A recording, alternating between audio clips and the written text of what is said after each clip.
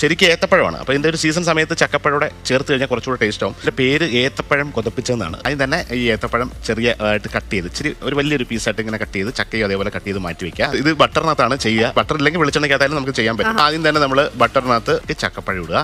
ചക്കപ്പഴം just ഒന്ന് വഴറ്റിയെടുത്തു. അതിൻ്റെ ഒരു കളർ ഒന്ന് മാറുന്ന സമയത്ത് അത് സൈഡിലേക്ക് മാറ്റി വെച്ചിട്ട് വീണ്ടും ഏത്തപ്പഴം ഇടുക. അത് രണ്ടും കൂടെ ഒരു 2 മിനിറ്റ്സ് വീണ്ടും ഒന്ന് നന്നായിട്ടൊന്ന് ബട്ടറിനകത്ത് വഴറ്റിയെടുത്ത് സൈഡിലേക്ക് മാറ്റി വീണ്ടും ഒരല്പം ബട്ടറിനകത്ത് ഈ പഞ്ചസാര, ഇതൊക്കെ ഒരു ഷെഫിന്റെ രീതിയിൽ നമ്മൾ ഇച്ചിരി ഡെവലപ്പ് ചെയ്താണ്. ഇതൊന്നും സാധാരണ വീടുകളിൽ ഇങ്ങനെ ചെയ്യത്തില്ല. കയറ്റി എടുത്തിട്ട് പാലൊഴിച്ച് സ്റ്റൂ ഉണ്ടാക്കുന്ന പോലെയാണ്. ഷുഗർ നല്ലപോലെ ഒന്ന് മെൽറ്റായിട്ട് വരുന്നുണ്ട്. മെൽറ്റായിട്ട് ഇതിനകത്ത് കാരമലൈസ് ചെയ്ത് നന്നായിട്ട് റെഡിയാക്കി എടുക്കുകയാണ്. അടുപ്പോൾ ഒരു സ്മെല്ല് വരുന്നില്ലേ, ലേശം ഏലക്ക പൊടി കൂടി ബട്ടറിനകത്ത് ഇടുകയാണ്.